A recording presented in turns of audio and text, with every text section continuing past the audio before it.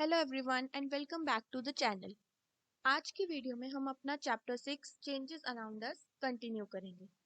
तो last video में हमने डिस्कस किया था कि हमारे आसपास बहुत सारे चेंजेस होते हैं। ठीक है, उनमें से कुछ चेंजेस जो होते हैं वो रिवर्सिबल होते हैं, यानी कि हम उनसे एक्चुअल फॉर्म वापस ला सकते हैं, और कुछ चेंजेस जो होते हैं इरिवर्सिबल, मीन्स हम उससे ओरिजिनल ऑब्जेक्ट वापस नहीं ला सकते। अब आज की वीडियो में हम डिस्कस करेंगे कि हम खुद से ऑब्जेक्ट्स में कैसे चेंजेस ला सकते हैं। इसके दो मेथड होते हैं, बाय हीटिंग और कूलिंग अ सब्सटेंस, मतलब किसी सब्सटेंस को अगर हम हीट करते हैं या कूल करते हैं तो भी हम उनमें जो है उनके शेप में या साइज में चेंजेस ला सकते हैं।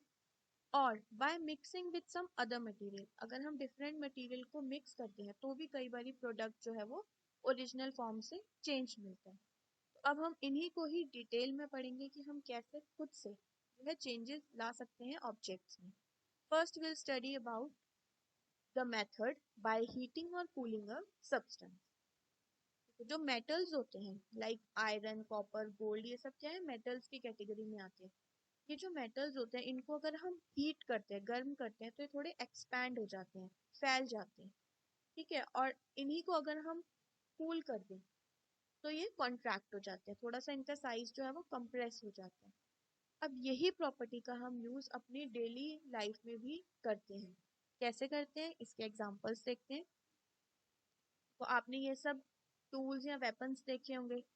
अगर आप सिंपल हैमर की बात करो या फिर इस टाइप से एक्स की या प्लो की बात करो, तो इनमें जनरली क्या होता है, जो आगे का शार्प एज होता है वो मेटल का होता है, आयरन का। ठीक है, और पीछे जो हैंडल होता है वो मोस्टली वुड का बना होता है। अब अगर आप देखोगे इन सब में वुड को जो है अंदर डाला जाता है, अच्छे से फिक्स किया जाता है ताकि ये बाहर ना निकल आए जब हम कोई एक्टिविटी कर रहे हैं। एक हैमर के अंदर भी वुड जो है वो फिक्स होती है अच्छे से। अब ये कैसे किया जाता है, मेटल्स के एक्सपैंडिंग और कॉन्ट्रैक्टिंग प्रॉपर्टी का यूज करके। जैसे आप ये सिंपल देखो स्ट्रक्चर, इसके अंदर हमें हैंडल लगाना है, फाइन, वुडन हैंडल लगाना है। तो अब क्या करेंगे, अगर हम डायरेक्टली यहाँ पर वुडन हैंडल लगा देंगे तो हो सकता है थोड़े टाइम बाद ये लूज हो जाए। तो इसको अच्छे से फिक्स करने के लिए इसी प्रॉपर्टी का यूज किया जाता है कि इस रिम को यहाँ से थोड़ा हीट करते हैं या इस पोर्शन को हीट किया जाता है, जिससे क्या होता है, ये जो ओपनिंग है ये एक्सपैंड हो जाती है, क्योंकि मेटल्स जो है हीट होने पे एक्सपैंड होते हैं, मीन्स थोड़े से फैल जाते हैं। तो ये ओपनिंग जो है वो थोड़ी सी एक्सपैंड हो जाती है, फैल जाती है, या हम कह सकते हैं थोड़ी सी और वाइड हो जाती है। अब जब ये थोड़ी सी वाइड हो गई, ओपनिंग थोड़ी सी ज्यादा हो गई या गैप ज्यादा हो गया, इसके अंदर जो हमारा हैंडल है, वुडन स्टिक है या कोई और मेटल जो भी हमें यहाँ पे फिक्स करना है, उसको डाला जाता है। अगेन इसे जो है कूल डाउन कर देते हैं। एक बार ये फिक्स कर दिया, ठीक है, उसके बाद इसे कूल डाउन कर दिया, चाहे ठंडे पानी से करें या कुछ टेम्परेचर चेंज करके। कूल डाउन करने से अब ये ओपनिंग जो है वापस कॉन्ट्रैक्ट हो जाती है, थोड़ी सी छोटी होने लगती है, जिससे क्या होगा, वो अच्छी ग्रिप बना लेगा अराउंड दैट हैंडल जो हमने उसमें फिक्स किया। तो इस तरीके से मेटल्स की इस प्रॉपर्टी का यूज करके जो है हम हैंडल्स को फिक्स कर सकते हैं वेपन या टूल बनाने में। ऐसे ही आपने कई बार व्हील्स देखे होंगे। तो अगर जो लकड़ी के व्हील्स होते हैं, मोस्टली बुलक कार्ट या हॉर्स कार्ट के, उनके अंदर भी एक मेटल के रिम होती है, उसमें भी इसी प्रॉपर्टी का यूज करते हैं। और कुछ सॉलिड्स ऐसे होते हैं जो एक्सपैंड और कॉन्ट्रैक्ट की बजाय कुछ जो होते हैं मेल्ट कर जाते हैं।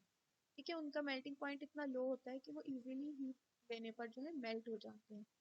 तो उन केस में भी हम चेंजेस ला सकते हैं। जैसे बहुत कॉमन एग्जांपल है कैंडल का। कैंडल को जब हम हीट करते हैं तो इसकी जो वैक्स है वो मेल्ट हो जाती है। अब आप उस मोल्टन वैक्स को अगर कलेक्ट करके किसी न्यू मोल्ड में डालोगे, जैसे यहाँ पे हार्ट शेप का मोल्ड है, तो इसके अंदर अब क्या होगा, जो आपकी वैक्स थी, पहले ऐसे सिलिंड्रिकल फॉर्म में कैंडल बनी थी, अब इस वैक्स को आप निकालोगे तो इस टाइप से हार्ट शेप में भी ऑब्टेन कर सकते हो। कुछ कलर्स ऐड करोगे तो उसके अंदर कलर चेंज हो जाएगा। इस तरीके से भी हम चेंजेस जो है खुद से इंट्रोड्यूस करवा सकते हैं ऑब्जेक्ट्स में। इसी मोल्टन थिंग का यूज करते हुए हम अपने मोस्टली जो टूल्स हैं उन्हें भी बनाते हैं। ये जो आपको यहाँ पे येलो कलर का दिख रहा है, ये मोल्टन आयरन है। जब आयरन को बहुत ज्यादा हीट कर देते हैं एक टाइम पे तो वो एक्सपैंड करता है, और ज्यादा अच्छे से हीट करेंगे तो वो क्या हो जाएगा, मेल्ट होना स्टार्ट हो जाएगा, पिघलना स्टार्ट हो जाएगा। अब उस मोल्टेड आयरन को जो हमें टूल बनाना है या जो वेपन बनाना है उसका मोल्ड लेते हैं, उसकी शेप लेते हैं, उसमें पोर कर देते हैं, जैसे हमने कैंडल के केस में किया था सेम इसी तरीके से। ठीक है, हमें जिस टाइप का स्ट्रक्चर चाहिए, जैसे अगर हमें ये स्वॉर्ड टाइप चाहिए कि कोई तलवार की तरह कुछ चाहिए, तो हम इसका मोल्ड है इसके अंदर पोर कर देते हैं। अब ये लिक्विड इसमें भर जाता है। थोड़े टाइम बाद जब ये कूल होता है तो ये जो हमारी मोल्ड थी उसकी शेप ले लेता है और हमें डिजायरेबल शेप में टूल मिल जाता है या वेपन जो है मिल जाता है। थोड़े बहुत चेंजेस जो है हम उसको बीट करके भी कर सकते हैं। यहाँ पे देखो ये आयरन जो है अभी काफी गर्म है, तब ये रेड कलर का है, तो इसकी वजह से थोड़ा मोल्टन स्टेट में थोड़ा सॉफ्ट है। तो हम इसको बीट करके भी थोड़ी सी इसकी चेंजेस ला सकते हैं शेप में। अगर हम चाहते हैं कि ये जो हमने बनाया ऑब्जेक्ट उसमें ये वाली साइड थोड़ी पतली हो, तो इसको हम बीट करते जाएंगे जिससे कि ये इसकी थिकनेस कम हो जाएगी। तो इस तरीके से हम हीटिंग और कूलिंग से जो है चेंजेस ला सकते हैं शेप में और साइज में, मोस्टली सॉलिड्स का। ये बहुत ही ज़्यादा इजी और कॉमन एग्जांपल है। जैसे आपके पास जो है आइस क्यूब है या आइस है, वो सॉलिड फॉर्म में होती है, उसको आप हीट करोगे तो फॉर्म चेंज हो गई, लिक्विड फॉर्म में आ गया। फिर से हीट करोगे तो वो वेपर यानी कि गैशियस फॉर्म में चला गया। तो इस तरह से हीटिंग से हम चेंजेस इंट्रोड्यूस करवा सकते हैं। अब कुछ सॉलिड्स ऐसे होते हैं जो मेल्ट नहीं करते, वो डायरेक्टली बर्न हो जाते हैं। बहुत कॉमन एग्जांपल वुड। वुड जो होता है वो मेल्ट नहीं करता, वो बर्न होके एशेस में चेंज हो जाता है। तो उस केस में जो चेंज होगा वो इरिवर्सिबल होगा। जो हमने मेटल्स के केस में देखा वो मेल्ट कर रहे थे, पिघल रहे थे, लेकिन वो रिवर्सिबल था, हम वापस उन्हें कूल डाउन करके ओरिजिनल शेप में भी ला सकते हैं। लेकिन जैसे ये इंसेंस स्टिक हो गई, अगरबत्ती हो गई और आपकी मैच स्टिक हो गई, ये जब एक बारी बर्न होते हैं तो ये ऐश में चेंज हो जाते हैं और ये वापस ओरिजिनल फॉर्म में नहीं ला सकते हम इन्हें। तो इस केस में क्या होंगे, ये इरिवर्सिबल चेंजेस हम इंट्रोड्यूस करवा रहे हैं इनके अंदर। तो होप इट्स क्लियर कि पहला मेथड था बाय हीटिंग और cooling we can bring the change in the substance. अब हम नेक्स्ट मेथड पे चलते हैं जो कि है by mixing with some other substance. अगर हम डिफरेंट सब्सटेंसेस को मिक्स करते हैं या मटेरियल को मिक्स करते हैं तो भी कई बार हम चेंजेस जो है इंट्रोड्यूस करवा सकते हैं। जैसे आपके पास वाटर है, वाटर में अगर आप सॉल्ट मिक्स करोगे तो उसका टेस्ट क्या होगा, चेंज हो जाएगा।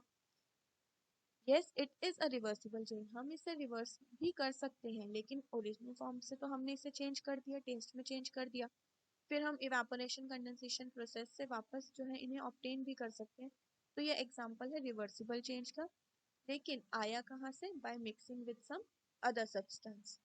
और एक एग्जांपल देखते हैं, मेकिंग ऑफ कर्ड। जो हम दही है वो कैसे बनाते हैं, मिल्क के अंदर अगर आप 1 स्पून कर्ड डाल दोगे, ठीक है, उसको ओवरनाइट रखोगे, एक पूरी नाइट बाहर रखोगे और नेक्स्ट डे देखोगे तो वो पूरा जो मिल्क होता है वो कर्ड में चेंज हो जाता है। तो अब हमने क्या किया, फिर से इसके अंदर कोई हीटिंग कूलिंग नहीं करी, हमने सब्सटेंस ऐड करा है या कोई मटेरियल ऐड करा है। मिल्क के अंदर हमने कर्ड ऐड की थी जिससे वो पूरा कर्ड में चेंज हो गया। now इस केस में जो चेंज है वो कैसा है, इरिवर्सिबल, क्योंकि अब हम वापस इस कर्ड से मिल्क नहीं बना सकते। ठीक है, तो ये मिल्क की सॉरी ये कर्ड की जो है प्रोसेस दिखा रखी है कैसे हम ऑब्टेन करते हैं। तो हमारे पास बॉइल्ड मिल्क है, इसके अंदर हमने जो है 1 स्पून जो है कर्ड डाला, उसको स्टर कर दिया और ओवरनाइट रखा। नेक्स्ट डे जो है ये पूरा हमारा कर्ड में चेंज हो गया। तो by mixing also we can bring a change. कुछ चेंजेस रिवर्सिबल हो सकते हैं और कुछ इरिवर्सिबल हो सकते हैं। ऐसे ही हम जब पनीर बनाते हैं इसमें भी हम सब्सटेंसेस को मिक्स करते हैं और ये वाला चेंज भी कैसा होता है, इरिवर्सिबल।